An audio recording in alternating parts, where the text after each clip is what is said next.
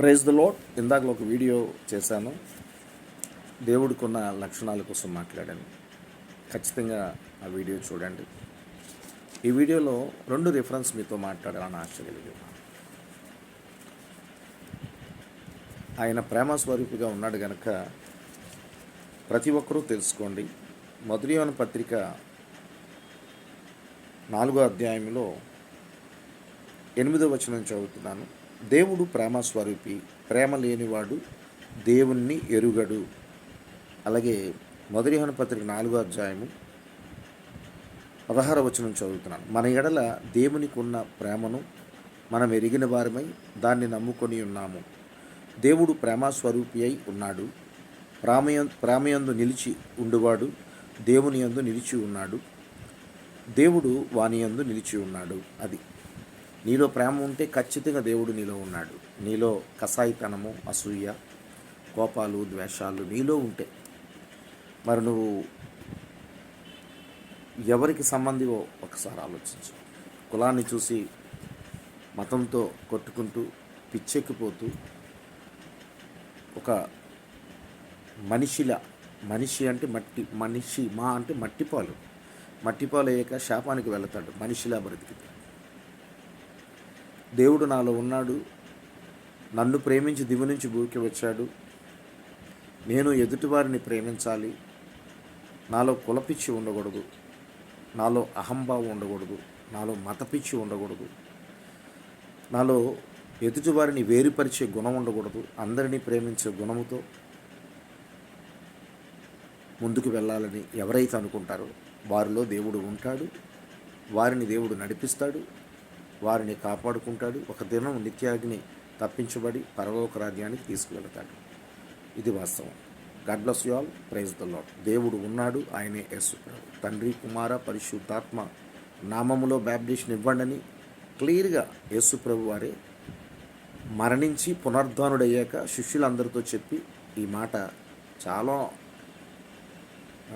స్పష్టంగా తండ్రి, కుమార, పరిశుద్ధాత్మ నామములో బ్యాప్టిషన్ ఇవ్వండి అని మత్తయి సువార్త 28వ అధ్యాయంలో దేవుడు మాట్లాడాడు. 18 నుంచి మరి 20 వచనాలు చదువుకోండి.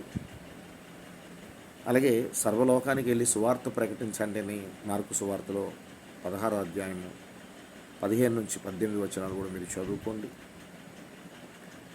నమ్మిన వాడు రక్షించబడతాడని, నమ్మని వాడికి శిక్ష విధి ఉన్నదని దేవుడు మాట్లాడాడు గనక నిజమైన దేవుణ్ణి తెలుసుకొని ఆ శిక్షను తప్పించుకోండి.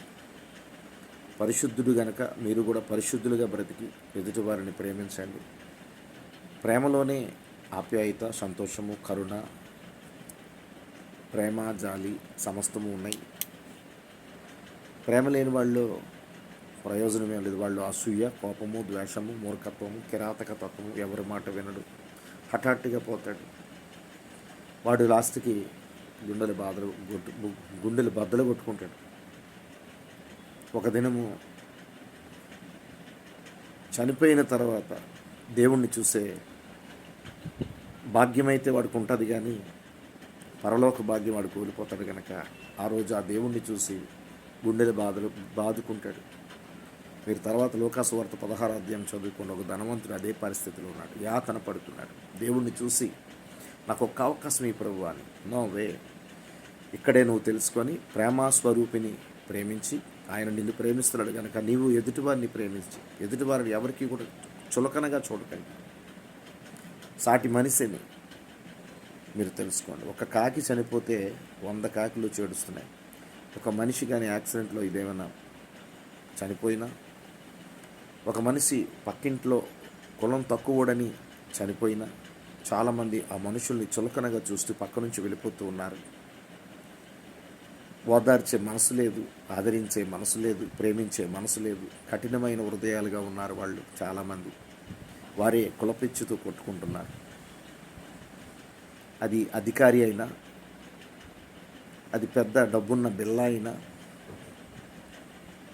ఎవరైనా సరే, ప్రైమ్ మినిస్టర్ అయినా, ముఖ్యమంత్రులైనా, మినిస్టర్లైనా, ఇండియా ప్రెసిడెంట్లైనా, ఎవరైనా సరే ప్రేమ లేకపోతే, ఎదుటివారిని ప్రేమించకపోతే దేవుడు నిన్ను ఖచ్చితంగా లెక్క అడుగుతాడు.